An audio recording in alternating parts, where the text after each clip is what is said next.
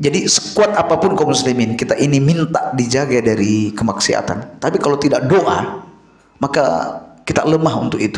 Makanya Nabi adalah orang yang paling bertakwa, tapi beliau tidak lupa meminta doa-doa seperti ini. Waalaikumsalam warahmatullahi wabarakatuh. Innal hamdalillah nahmaduhu wa nasta'inuhu wa nastaghfiruh wa na'udzu billahi min sururi anfusina wa min sayyiati a'malina may yahdihillahu fala mudilla lahu wa may yudlil fala hadiya lahu asyhadu an la ilaha illallah wahdahu la syarika lahu wa asyhadu anna muhammadan abduhu wa rasuluhu amma ba'd. Alhamdulillah ala ni'matihi tatimmus shalihat. Kaum muslimin, bahwa yang namanya ajal kita tidak mengetahui kapan datangnya. Dan Allah Subhanahu wa taala berfirman, "Idza jaa ajaluhum la yastakhiruna sa'atan wa la yastaqdimun." Dan jika ajal itu datang, maka dia tidak dapat diakhirkan dan tidak dapat diajukan. Saudara kita Abdul Rahman yang termasuk jamaah aktif ya, sering kita lihat beliau setiap hari seperti ini terlihat aktif ikut kajian, di mana kita sudah sama tahu bahwa berapa hari yang lalu beliau diwafatkan oleh Allah Subhanahu wa taala. Dan kita berharap bahwa perjalanan-perjalanan hidup beliau, di mana di bagian-bagian akhirnya itu adalah hal yang diridhoi oleh Allah Subhanahu wa taala, sehingga matinya pun masuk dari kategori husnul khatimah. Karena kami dapat cerita, berita dari kawan-kawan bahwa sakit beliau ini ada kaitannya dengan sakit perut, ada kaitannya dengan perut, itu di bagian usus. Dan itu tentu masuk dengan apa yang disabdakan oleh Nabi SAW dalam riwayat Muslim yang diriwayatkan oleh Abu Hurairah, di mana Nabi SAW bertanya, "Ma ta'udduna syahida fikum?" Siapa saja atau siapa yang kalian anggap syahid menurut kalian? Menurut kalian yang syahid itu siapa? Yang syahid, mati syahid. Kata mereka, "Man qutila fi sabilillah," yaitu mereka yang terbunuh di jalan Allah Subhanahu wa taala. Itu yang mati syahid menurut kami. Ya. Kata Nabi, kalau anggapan kalian bahwa orang yang mati syahid itu hanya orang yang terbunuh di jalan Allah, inna syuhada ummati idzan laqalil. Kalau begitu orang yang mati syahid di kalangan umatku ya amat sedikit. Ya, amat sedikit, karena kelak nanti akan ada masa di mana peperangan terhenti. Ada masa di mana peperangan terhenti. Sementara umatku akan senantiasa ada yang terus mati, mungkin setiap hari, setiap pekan, setiap bulan. Ya. Berarti yang mati syahid itu cuma sedikit. Qalu faman hum ya Rasulullah. Kalau begitu siapa saja yang dikategorikan sebagai orang yang mati syahid itu ya Rasulullah? Kata Nabi, man qutila fi sabilillah fahuwa syahid. Barang siapa yang terbunuh di jalan Allah, ya, maka dia itu mati syahid. Wa man mata fi sabilillah fahuwa syahid. Siapa yang mati di jalan Allah, yakni belum sempat berperang, tetapi dia sudah terbunuh atau mati saat perjalanan menuju peperangan, dia juga mati syahid. Misalnya jatuh dari kendaraan, padahal ini masih belum ketemu dengan musuh, dia sudah dianggap mati syahid. Kemudian Wa man mata fit taun fahuwa syahid. Siapa yang mati karena penyakit taun, ada penyakit taun, penyakit yang mewabah, maka dia adalah mati syahid. Wa man mata fil batni fahuwa syahid. Siapa yang mati karena sakit perut, maka dia juga mati syahid. Nah, makanya kita berharap Allah Subhanahu wa taala memberikan kenikmatan-kenikmatan yang melimpah untuk saudara kita yang syahid ini. Sementara ruhnya orang-orang yang mati syahid itu, ya, itu dia ada di tembolok burung, di mana burung ini berterbangan di dalam surga. Ya. Ruhnya sudah berterbangan di dalam surga. Disebutkan dalam riwayat yang lain, adapun yang mati syahid namun punya utang, itu tertahan di gerbang pintu surga, di gerbangnya, di halamannya, di serambinya. Namun dia mendapati kenikmatan yang datang dari surga.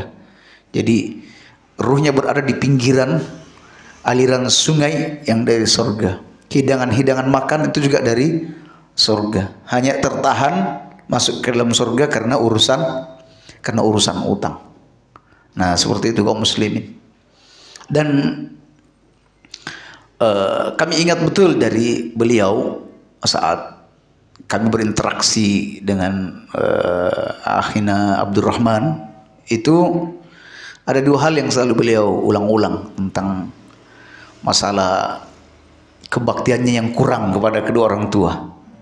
Ya, itu sering ulang-ulang. Jadi waktu masih mudanya itu hubungannya tidak begitu mesra dengan orang tuanya, kebaktiannya tidak maksimal. Nah, sehingga di masa berkeluarganya atau di masa tuanya ini dia menyesali hal tersebut, sehingga dia banyak melakukan banyak hal, bersedekah atas nama orang tua, apalah yang diperbuat untuk kebaikan orang tuanya. Dan itu selalu beliau tanyakan, ini apa bisa menghapus kesalahan-kesalahan masa lalu ya Ustaz? Ya, selalu dia merasa terhantui dengan hal-hal tersebut. Masya Allah, artinya bahwa ketika ada orang sudah merasa bersalah dengan peristiwa masa lalu, berarti itu menunjukkan keseriusan dia dalam bertaubat. Sebab syarat taubat itu salah satu diantaranya adalah menyesal, begitu menyesal. Nah, cuma kadang beliau berlebihan dalam hal tersebut, seolah-olah merasa apa yang dilakukan tidak ada apa-apanya. Nah, kami katakan bahwa itu adalah waswas dari syaitan. Anda jangan putus asa untuk itu. Teruslah minta kepada Allah Subhanahu wa taala. Ya. Terus yang kedua, keinginan beliau untuk berhenti merokok pada waktu itu. Sehingga akhirnya beliau berhenti merokok, dan memang sempat dia harus mengalami perjuangan berat untuk menghentikan rokok ini.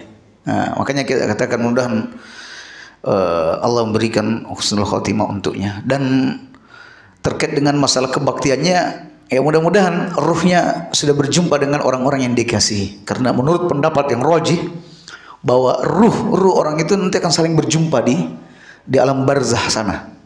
Mereka saling berjumpa dan saling mengenali.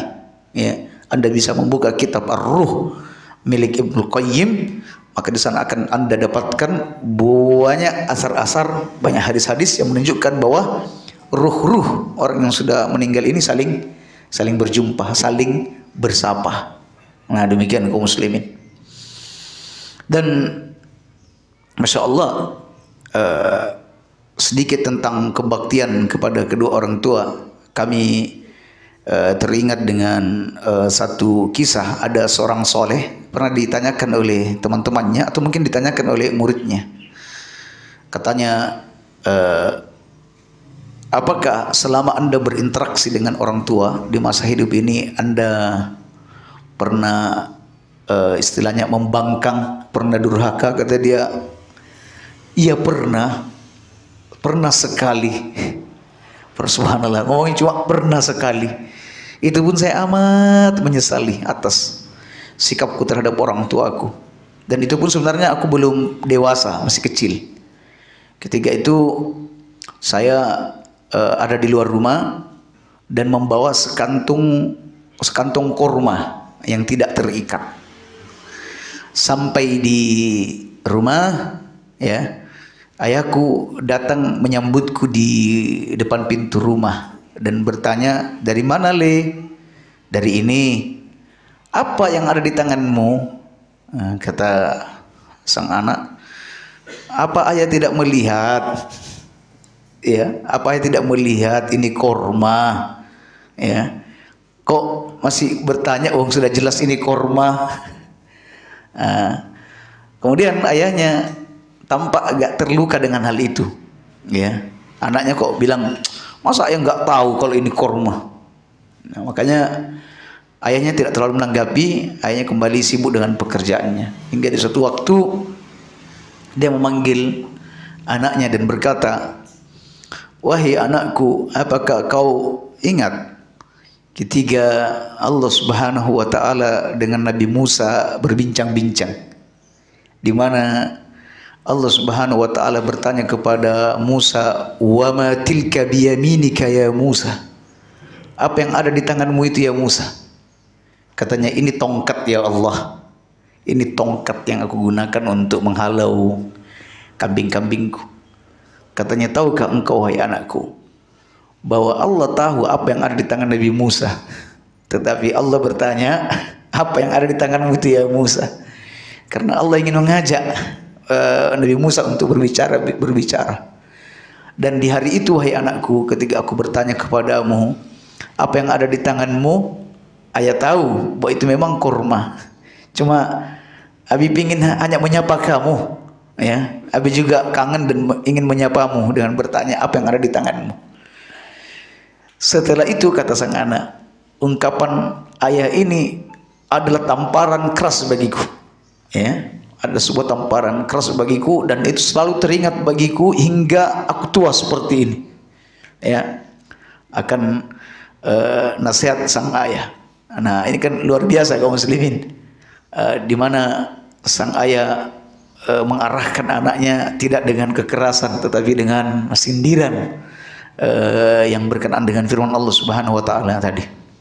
Ya, semoga Allah mengkaruniakan kita semua kebaktian sang anak kepada orang tua, ya, dan orang tua yang juga bisa memperbaiki sikap terhadap anak-anak.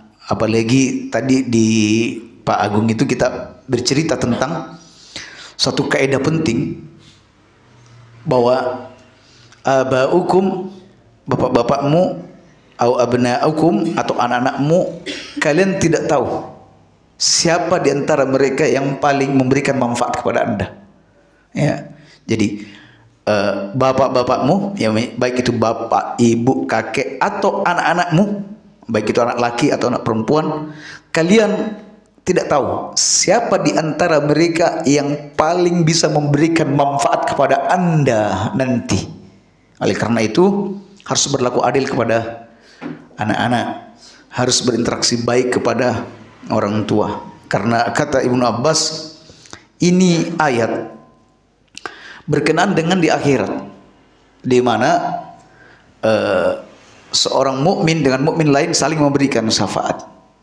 Apabila anak ini kedudukannya tinggi di sorga, sementara orang tuanya kedudukannya lebih rendah, itu derajat sang orang tua diangkat sehingga disetarakan dengan anaknya.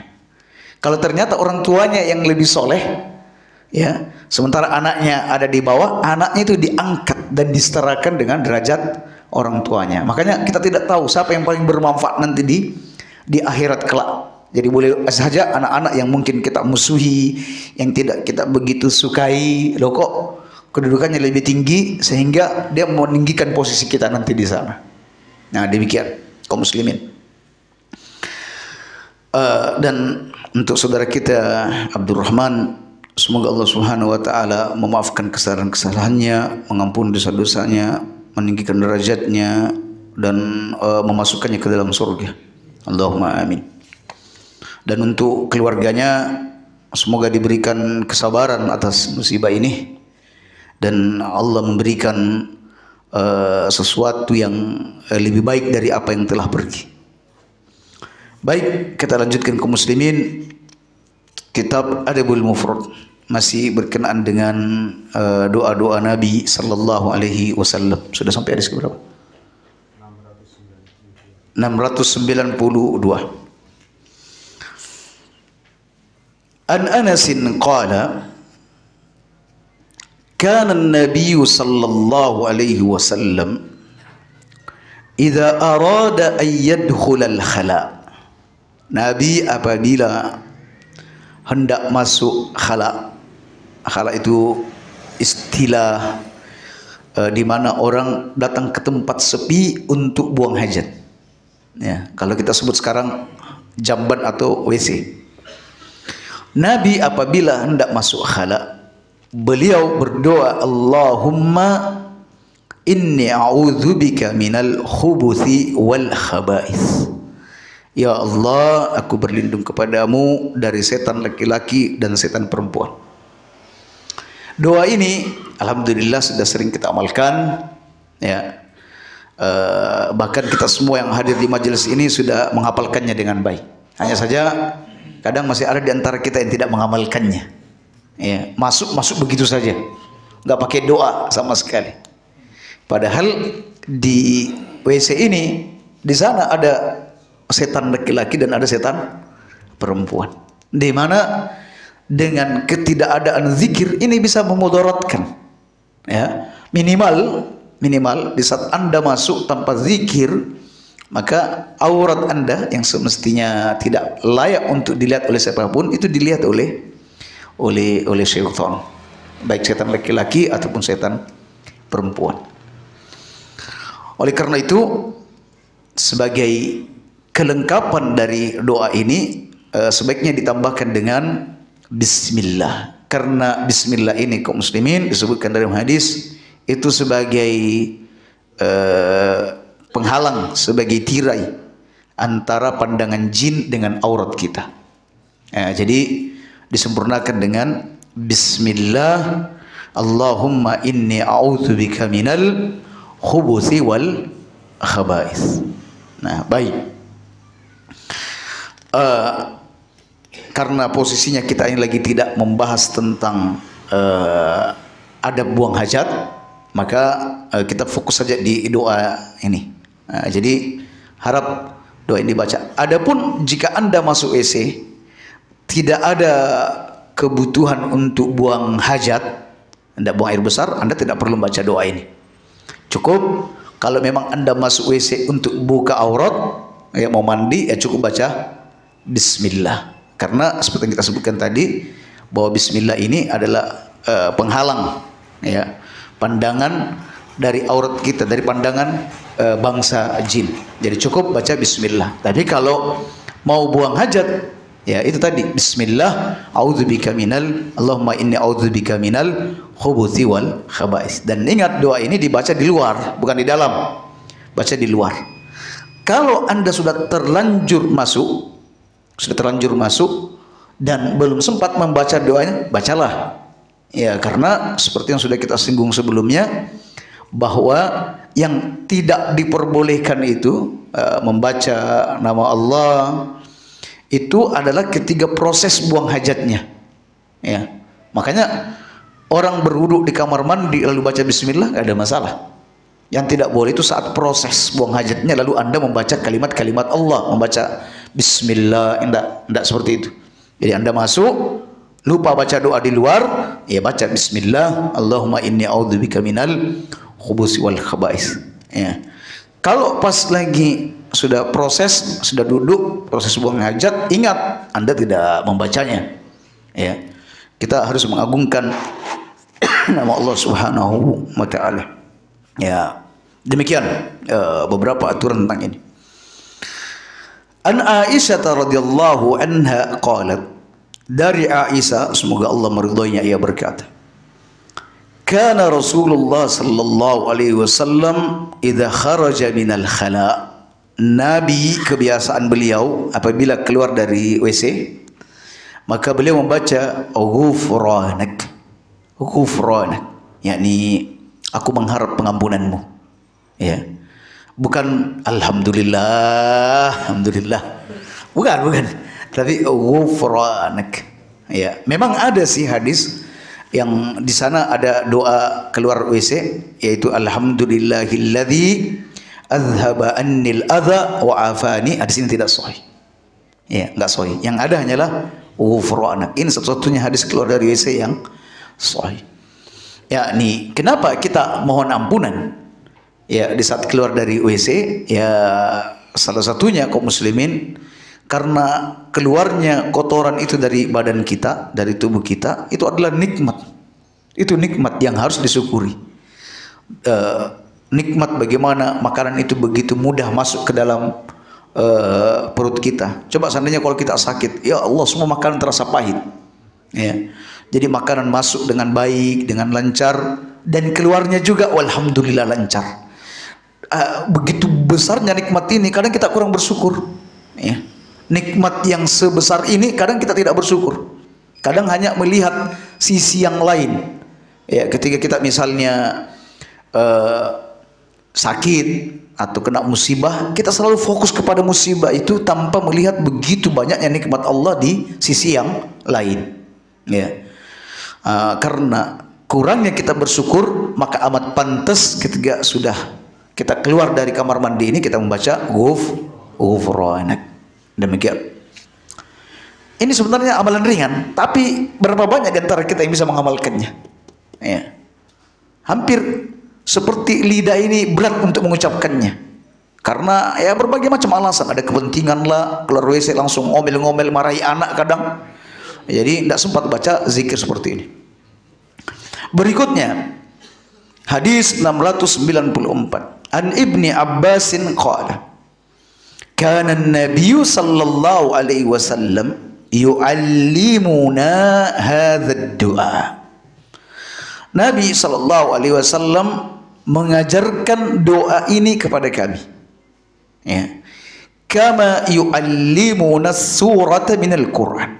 Sebagaimana beliau mengajarkan surat dari Al-Qur'an. Ya, mengajarkan surat Al-Qur'an. Ya. Ini menunjukkan bagaimana antusiasnya Nabi sallallahu alaihi wasallam memberikan ilmu kepada para sahabat. Jadi untuk doa-doa itu juga diajarkan Nabi kepada para sahabat. Sebagaimana beliau mengajarkan satu surat dari Al-Qur'an. Jadi kalau misalnya cara baca Al-Fatihah, alhamdulillahi rabbil alamin, para sahabat itu ya, diajarkan cara membaca yang benar.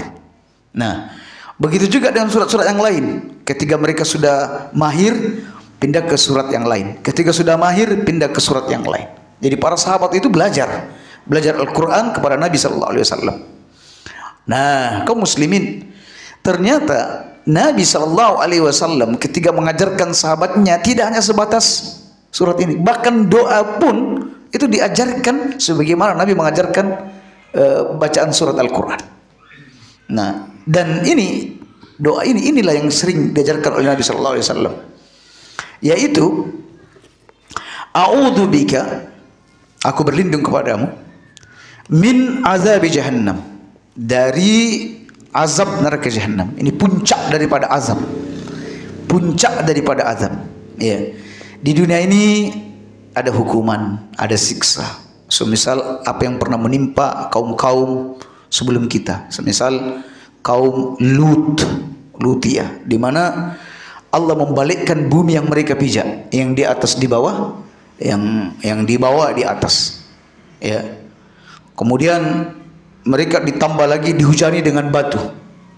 Ya, dihujani dengan bebatuan. Nah, kaum muslimin itu azab di dunia. Nanti ada tahap berikutnya, azab di alam barzah. Ya, di alam kubur. Nah, itu juga pedih. Setelah itu ada pada puncaknya, yaitu ketika orang dimasukkan ke neraka jahanam. Ini puncak daripada azab. Ya, baik. Aku berlindung kepadamu ya Allah dari azab jahannam. Ya. Kemudian wa a'udzubika min azabil qabri. Aku berlindung kepadamu dari azab kubur. Dan kaum muslimin, tidak berarti kalau Anda ini calon surga, calon penghuni surga, dikubur enggak diazab, enggak begitu. Ya. sekalipun Anda calon penghuni surga, dikubur Anda belum tentu lepas dari azab. Makanya Nabi pernah melewati 2 kuburan dari penduduk Madinah. Kata Nabi, orang ini disiksa, orang ini diazab disebabkan karena 2 perkara yang dianggap kecil padahal besar, yaitu mengadu domba dan tidak membersihkan dari air kencing. Begitu juga dalam hadis yang lain, Nabi melihat ada orang yang berwudu tidak begitu sempurna wudunya, di bagian tumitnya tidak terbasuh. Kata Nabi, wailun lil aqabi minan nar, celakalah tumit-tumit dari api neraka. Jadi yang disorot itu cuma tumitnya, ya. Yang lain boleh selamat, tapi tumitnya, ya, tumitnya tidak akan selamat. Ya, baik. Kemudian, dan kita juga berlindung dari azab kubur ini.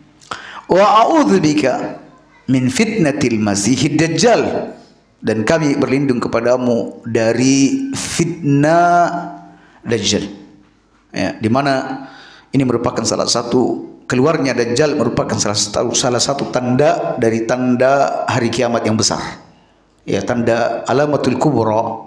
Dan dia keluar dari wilayah wilayah Irak sana, dan di wilayah sana merupakan tempat keluarnya tanduk syaitan. Tetapi ketika Nabi pas lagi nunjuk ke arah rumah Aisyah radhiyallahu anha, kebetulan Irak ada di wilayah sana, sehingga orang-orang Syiah mengatakan bahwa setan itu di rumahnya Aisyah, ya. Baik, ini juga sudah pernah kita bahas, tidak perlu diperpanjang lebar. Wa a'udzubika min fitnatil mahya wal mamat, aku berlindung kepadamu dari fitnah hidup dan mati. Fitnah hidup itu banyak sekali kaum muslimin, bisa cobaan, bisa fitnah harta, bisa fitnah wanita, bisa fitnah anak-anak, bisa fitnah pekerjaan, amat banyak sekali. Fitnah syubhat, ya, fitnah syahwat, itu fitnah-fitnahnya di masa kita hidup. Makanya kita berlindung kepada Allah dari fitnah-fitnah semacam itu. Kemudian fitnah wal mamat, fitnah ketika mati atau akan mati. Fitnah ketika mati atau akan mati, di mana kaum muslimin godaan-godaan besar itu ketika orang sudah dekat pada kematian, itu amat besar godaan-godaannya. Nah, dikhawatirkan ada orang yang sudah semestinya dia ditalqin bisa mengucapkan la ilaha illallah, nggak bisa mengucapkannya. Bahkan mungkin terkadang orang yang dianggap orang yang top, ya, dalam beragamanya, ketok-ketok, ya, soleh, baik tampilannya, lah kok disuruh ucap syahadat nggak mau ucap, bahkan bilang nggak usah. Ada yang begitu, melarang nggak usah. Ya, sebagaimana yang diceritakan oleh Ibnul Jauzi di dalam kitab Al-Kabair, karya beliau.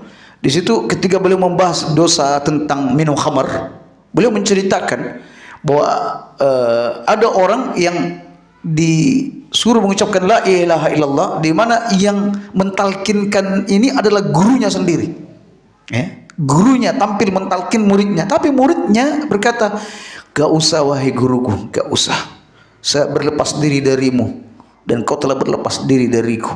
Lalu setelah itu dia mati, tidak mengucapkan la ilaha illallah. Lalu kemudian dia bertanya kepada istrinya, kenapa muridku yang aku anggap soleh, bahkan dia yang tercerdas di majlis, kenapa sampai dia tidak bisa mengucapkan la ilaha illallah? Kata sang istri, wahai guru, ini suamiku diam-diam minum khamar, diam-diam minum khamar. Kalau sudah selesai taklim apa gitu, pulang ke rumah sembunyi-sembunyi minum khamar.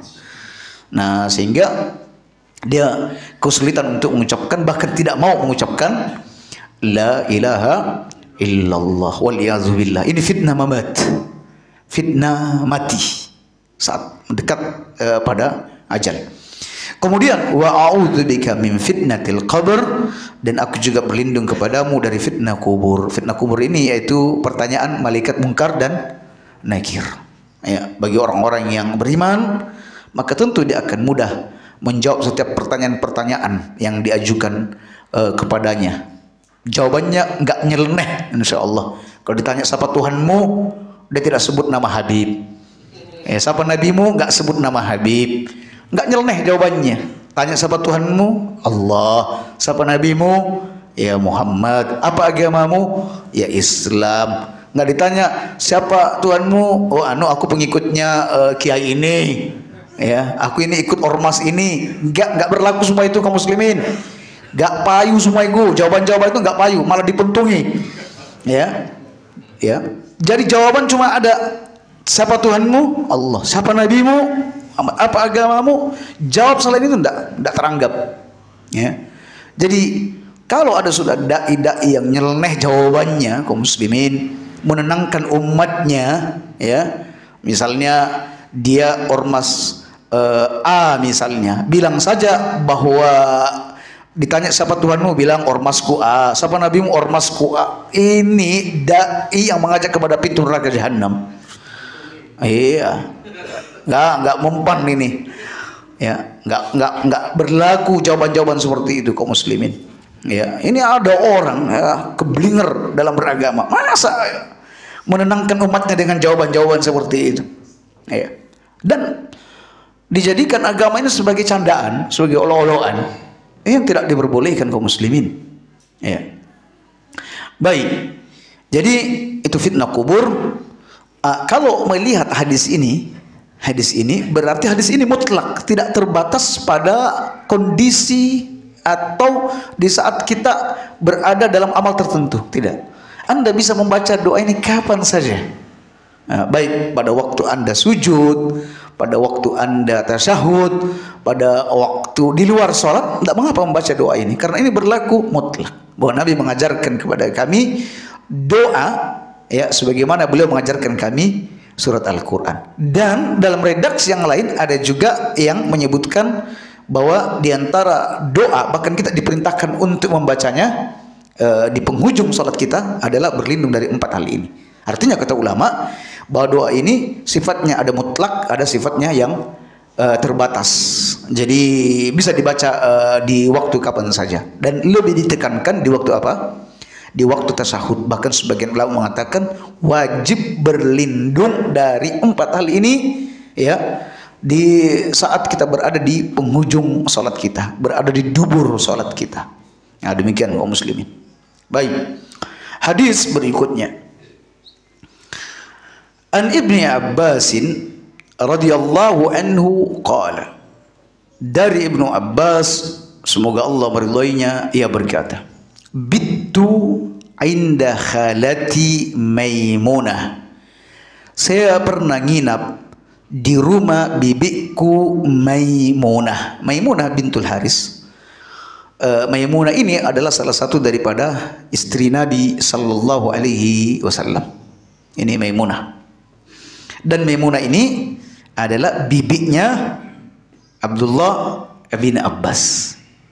Nah, di sini dia berkata, aku pernah nginap di rumah bibiku. Ini dalil yang menunjukkan bahwa seseorang itu boleh nginap di rumah salah satu dari mahramnya, walaupun itu bukan saudara kandung, asalkan mahram dia bisa nginap di tempat tersebut.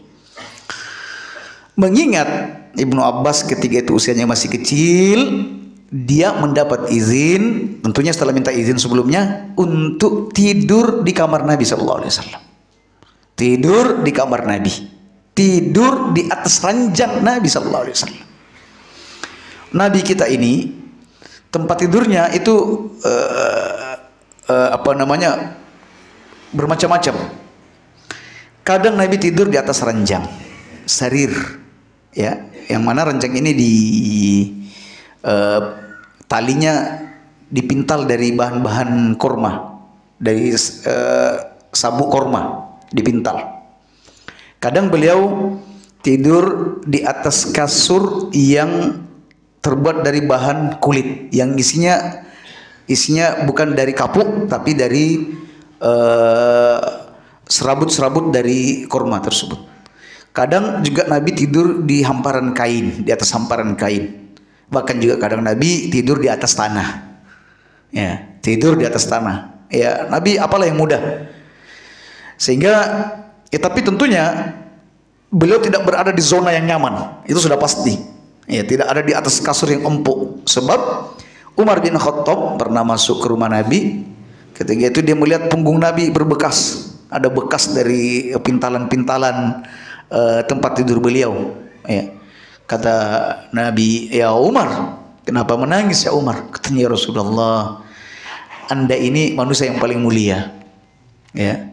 Tapi kondisi Anda kok seperti ini? Ini berbeda dengan orang-orang raja-raja dari Kisra dan Kaisar. Mereka hidup dengan penuh kenikmatan, bergelimang harta. Kata Nabi, ya Umar, apakah kamu tidak suka kalau itu untuk mereka di dunia, sementara kita kenikmatan ini di akhirat? Nah, seperti itu kaum muslimin. Ala kulli hal, Nabi tidur di rumah Nabi sallallahu alaihi wasallam. Dan memang misi Ibnu Abbas nginap di situ untuk mengetahui bagaimana salat Nabi sallallahu alaihi wasallam. Faqama an-nabiy sallallahu alaihi wasallam fa'ata hajatahu. Di saat mereka lagi tidur, ya.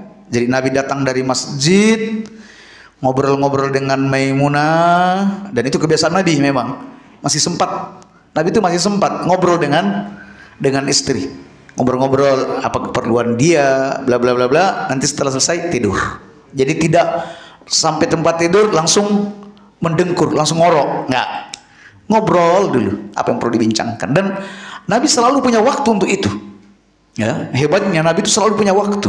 Ya, bahkan kalau Anda mau heran, silakan heran bahwa Nabi itu setelah selesai sholat asar, ya, beliau mengunjungi istrinya satu persatu dikunjungi, yang 9 itu dikunjungi satu persatu. Itu tiap hari. Apa kabar? Ya, apa kondisi anak-anak? Wes pokoknya banyak hal ditanya.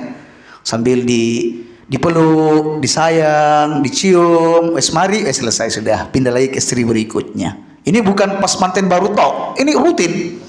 Ini rutin. Sampai umur Nabi sudah 60-an itu masih begitu. Datang di istri yang kedua. Ya apa kabar anak-anak, ya sehat-sehat semua ya. Sambil dipeluk-peluk, dirangkul, dicium, pindah lagi ke istri berikutnya, ya. Sampai nanti terakhir di rumah istri yang dapat giliran. Nah, disitulah. Nah, nanti malamnya Nabi di situ, istrinya pada datang semua lagi, ngumpul semua di malam hari, ya.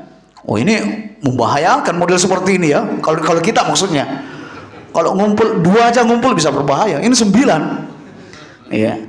Nah, tentu Nabi pandai mengelola konflik-konflik yang ada. Konflik pasti ada, tetapi Nabi SAW pandai mengelola konflik tersebut. Nah, tidak sebatas itu.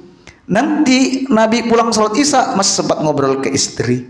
Tidak sebatas itu. Nanti Nabi sholat sunnah subuh, ya, habis sholat sunnah subuh atau witir, istrinya lihat sudah bangun, pasti diajak ngobrol. Ya. Kalau istrinya masih tidur, beliau juga tidur, menunggu datangnya iqomah, pemberitahuan iqomah. Coba lihat kaum muslimin, 9 istri masih setiap hari bisa menyapa. Nah, kadang apalagi kesibukan Nabi bukan kaleng-kaleng, kesibukan Nabi pergi berjihad, dakwah, beri kajian dan lain sebagainya. Nah, kadang kita ini kaum muslimin, ya istri sudah 1, jarang juga ditegur. Ya, hidup kadang sendiri-sendiri, nggak peduli dengan istri, nggak disapa-sapa, belas, nggak sama sekali. Ya, jadi sebaiknya memang kita harus mencontoh bagaimana hidupnya Nabi beserta istri-istrinya. Itu subhanallah, ada contoh yang terbaik yang bisa kita ambil di sana. Ya, jadi kalau Nabi berkata, khairukum li ahli, sebaik-baik di antara kalian adalah orang yang paling baik terhadap istrinya. Ya, dan aku adalah orang yang terbaik terhadap istriku. Itu memang sudah betul sekali. Ya, baik sekali Nabi terhadap istri-istrinya. Hanya kita lihat dari sisi sapaan saja dulu lah, kita sudah kalah telak. Sisi sapaan, dari sisi sapaan saja kita sudah kalah telak.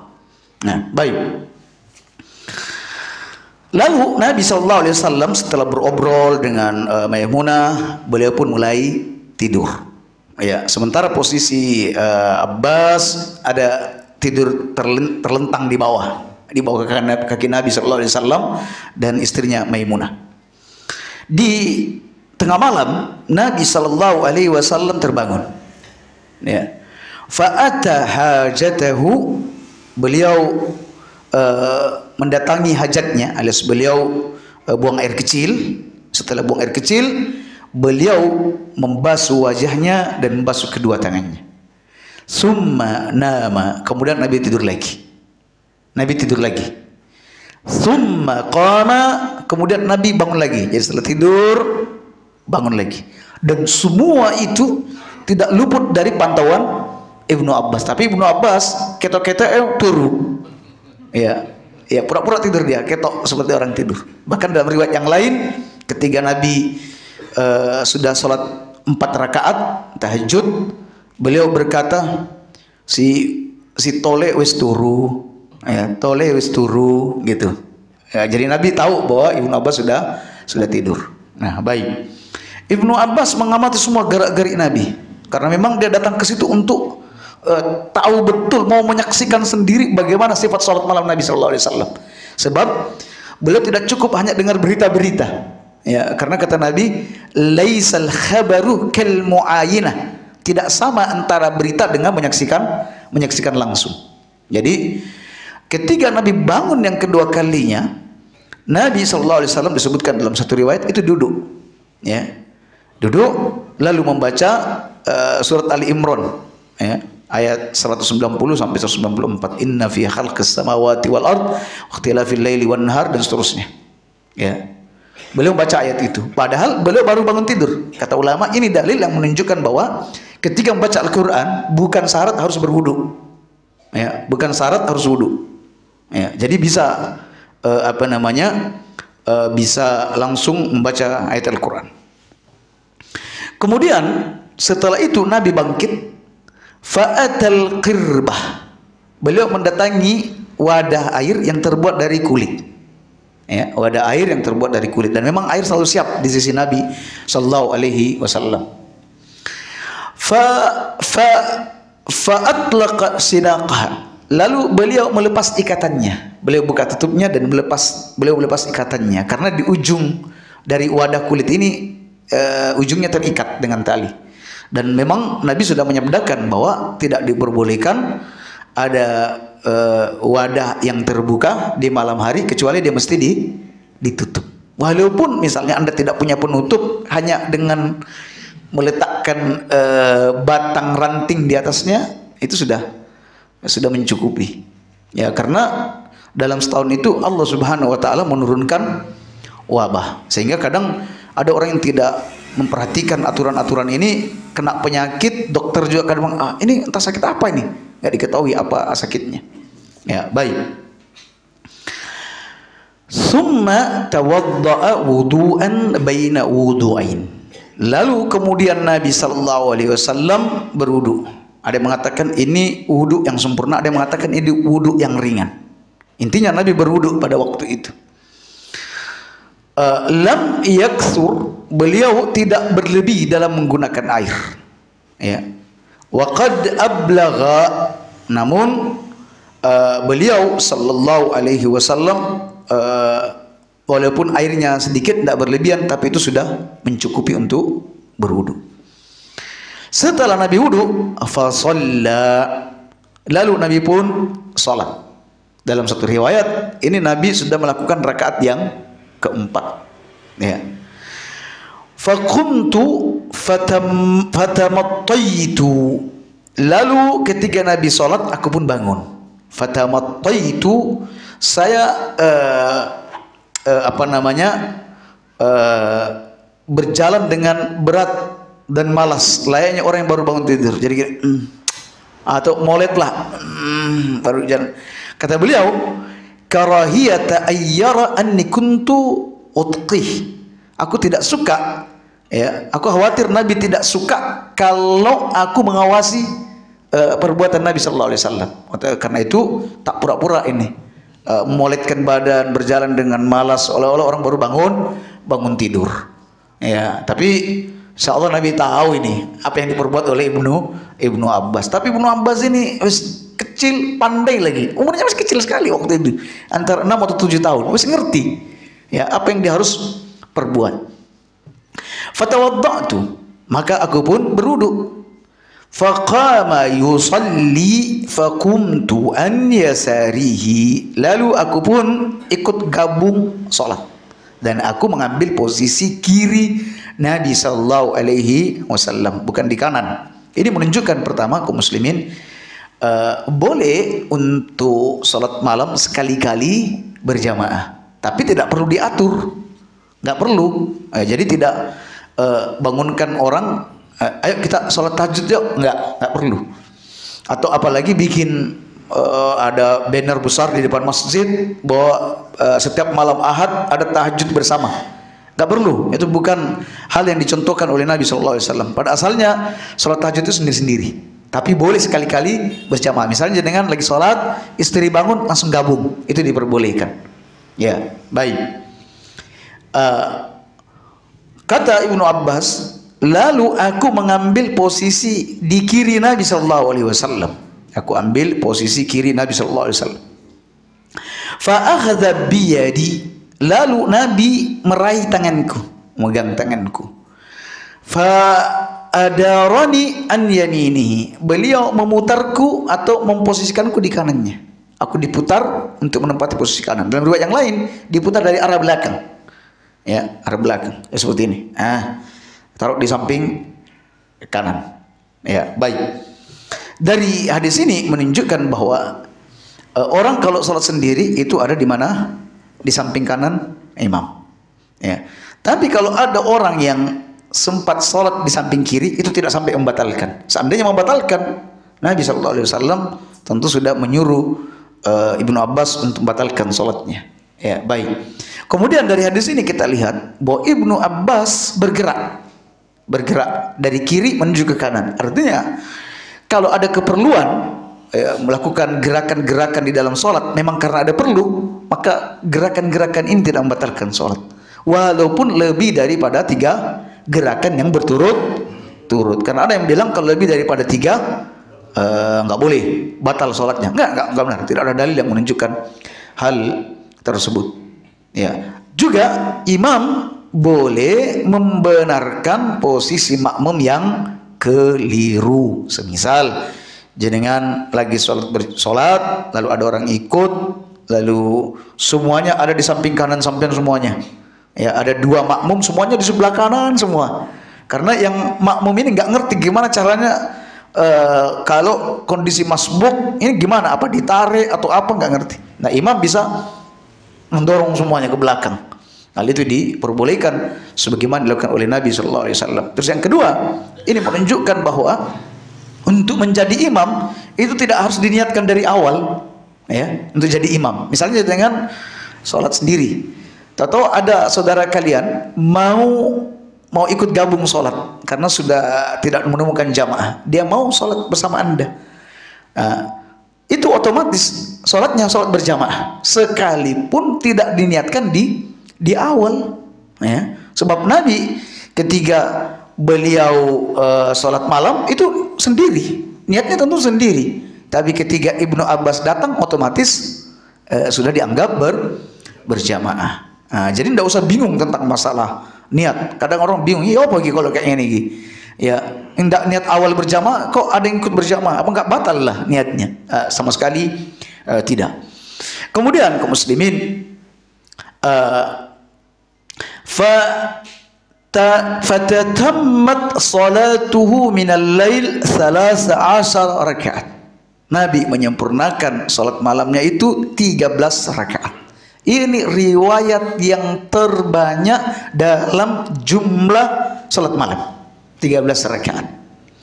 Dengan rincian, dan ini tidak ada pertentangan dengan hadis Aisyah radhiyallahu anha yang mengatakan bahwa Nabi di Ramadan dan di luar Ramadan tidak lebih dari 11 rakaat. Karena yang 2 rakaat ini muqaddimahnya, salat pembuka. Ya. Salat pembuka untuk salat malam, yaitu 2 rakaat. Ya. Dan ini disepakati oleh ulama. Ya, jadi ada salat pembuka, atau boleh jadi ini adalah qobliyah subuh, tapi yang benar ini adalah salat yang ringan untuk pembuka salat malam, sehingga 13. Tetapi tidak selalunya Nabi membuka salatnya dengan 2 yang ringan, tetapi beliau kadang langsung 11. Jadi ini jumlah rakaat yang terbanyak. Adapun jumlah salat malam 21 rakaat dan lain sebagainya, maka tidak ada dari Nabi sallallahu alaihi wasallam hadis seperti itu. Baik. Kemudian ya, summa taja'a, lalu kemudian Nabi berbaring, ya. Fanama, lalu beliau tidur, hatta nafakha, hingga beliau mendengkur halus, wa kana idza nama nafakha, dan ini kebiasaan Nabi, kalau Nabi tidur itu mengeluarkan dengkuran yang halus, ya. Ada suara nafas yang keluar dari dari mulut Nabi sallallahu alaihi wasallam. Fa'adzanahu Bilal bis shalah, lalu datanglah Bilal memberitahukan sudah tiba waktu salat. Fa shalla wa lam yatawadda, Nabi lalu salat dan tidak berwudu. Nah, jadi Bilal ini mau azan, mau iqamah, wabil khusus kalau qomat itu lapor kepada Nabi sallallahu alaihi wasallam. Kalau Nabi sudah mendengar azan dikumandangkan, beliau akan melakukan sholat qabliyah subuh. Ya, kalau sudah selesai azan dikumandangkan. Dan setelah itu, waktu itu katanya Nabi berwudu, Nabi sholat dan tidak berwudu lagi. Ya, artinya bahwa tidur Nabi waktu itu bukan tidur yang nyenyak. Sebab tidur nyenyak itulah yang batalkan wudu. Kemudian saya dengar, kata Ibnu Abbas, saya dengar Nabi sallallahu alaihi wasallam berdoa seperti ini. Ya, doa ketika beliau salat malamnya. Allahumma ja'al fi qalbi nuran. Ya Allah, jadikanlah di hatiku ini cahaya. Ya, jadikanlah cahaya di dalam hatiku. Ya, maksudnya ini kaum muslimin minta diberikan cahaya di dalam hati, agar dengan cahaya tersebut kita bisa membedakan mana yang hak, mana yang batil, ya, mana yang sunnah, mana yang bid'ah. Kita bisa membedakan mana syirik dan mana tauhid. Juga hati ini bersih dari penyakit-penyakit hati, tidak terjangkiti penyakit iri, dengki, dan kesombongan, serta penyakit-penyakit yang lainnya. Ini perlu kaum muslimin diminta supaya bisa membedakan ini hak, ini batil. Sebab ada orang kadang sudah lama menuntut ilmu, nggak bisa bedakan mana hak, mana batil, mana sunnah, mana bid'ah, belum bisa, belum. Ya, sehingga kalau beramal ya sakarepe. Ya sunnah ya sunnah, ya bid'ah. Ya sakar dewe kalau beramal. Ada ustadz yang sudah ceramahnya penuh dengan kebencian, penuh dengan bid'ah, ya, mengajak kepada kesyirikan, ya hadir juga di situ. Ya, nyimak, katanya yang penting hadir di majelis ilmu. Ada nanti dai-dai sunnah juga yang datang, ya hadir juga di situ. Ya, seperti itu. Dia belum memiliki prinsip yang jelas apa yang harus dia perbuat. Belum lagi amalan ibadahnya. Kalau misalnya berkumpul dengan sesama sunnah, ya sunnah juga amalannya. Pas datang di kelompok yang melakukan tahlilan atau amalan-amalan beda, ya ikut juga. Ini kemana dia sebenarnya, ini orang ini? Kemana sebenarnya? Apakah dia belum bisa membedakan mana hak dan mana yang batil, mana sunnah, mana bid'ah? Padahal keduanya tidak bisa berjumpa kaum muslimin, nggak bisa. Ya. Nah, jadi jangan katakan banyak jalan menuju Roma. Ya, jangan. Al-haq. Jadi ada perbedaan-perbedaan pendapat yang bisa ditolerir, dan memang syariat memang perbedaan ini bersifat variatif, artinya ini boleh, ini juga boleh. Ada perbedaan-perbedaan yang tidak bisa ditolerir karena yang ini amalan yang tidak didasarkan kepada dalil, tidak didasarkan kepada hadis-hadis Nabi sallallahu alaihi wasallam. Oleh karena itu kaum muslimin, kita ini belajar untuk bisa membedakan mana hak, mana batil, mana sunnah, mana bid'ah, mana tauhid, mana syirik. Lah kalau sudah belajar bertahun-tahun tapi ya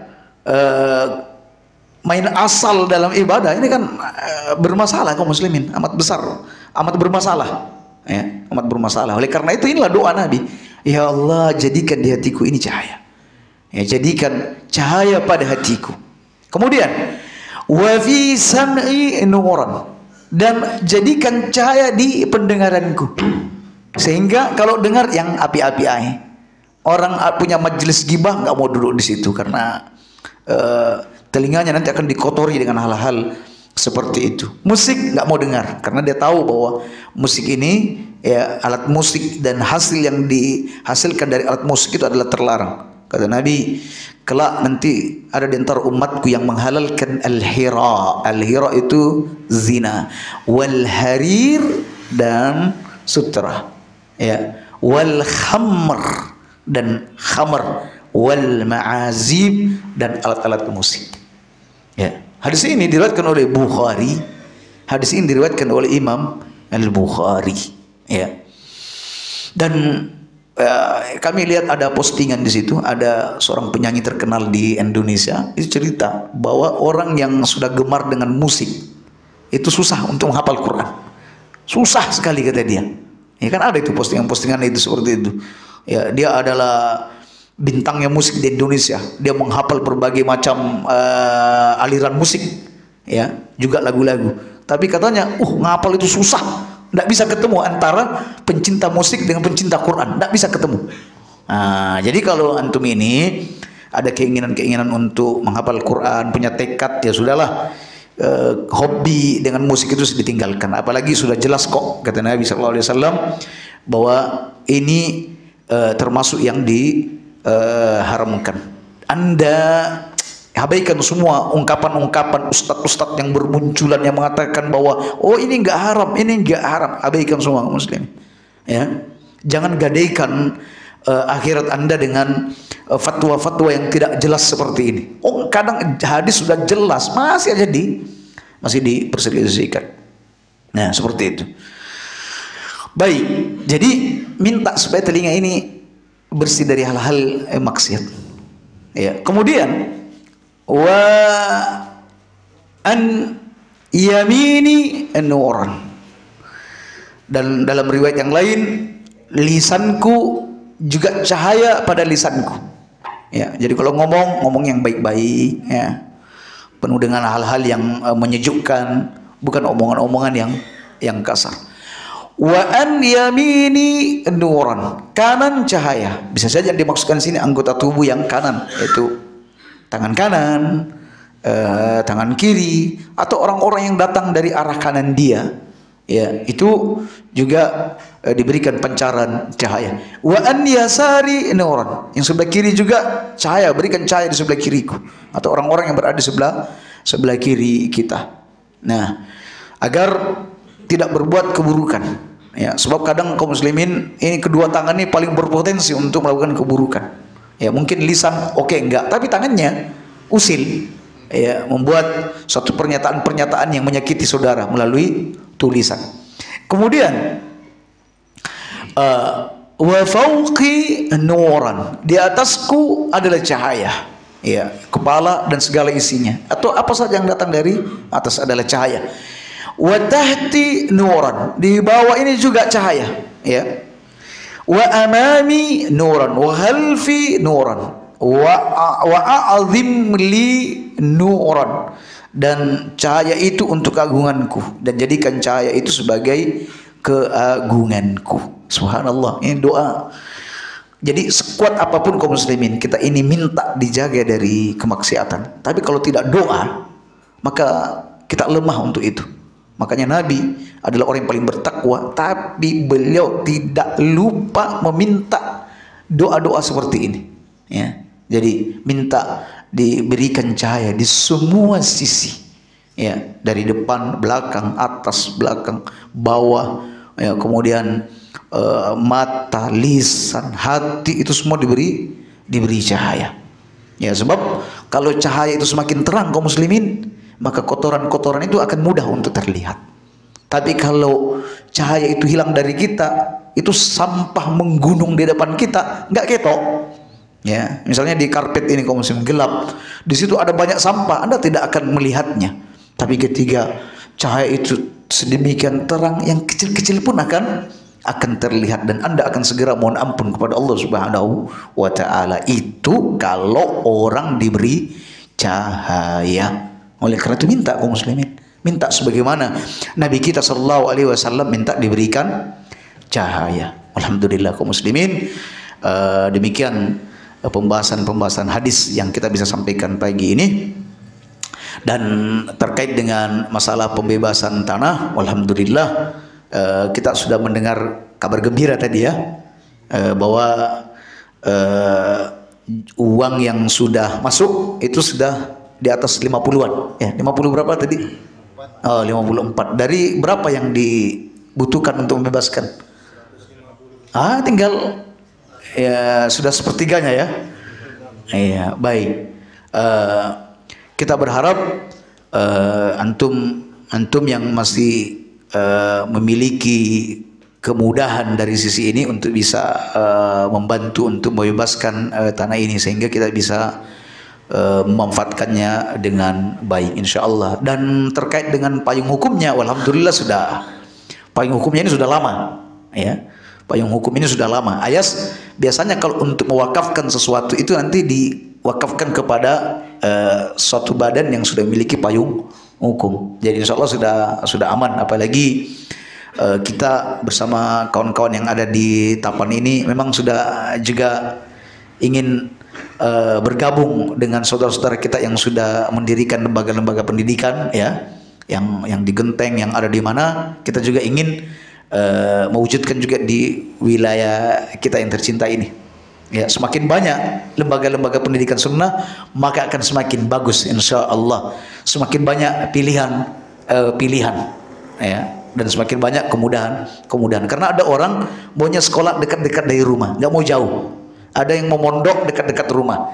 Ada orang yang mau mondok karena khusus untuk hafalan. Ada orang mau mondok karena itu keluarga dia. Ada dan seterusnya. Jadi semakin banyak pilihan maka semakin bagus. Nah, demikian. Mudah-mudahan ini bermanfaat. Subhanakallahumma bihamdik, asyhadu an la ilaha illa anta astaghfiruka wa atubu ilaik. Assalamualaikum warahmatullahi wabarakatuh.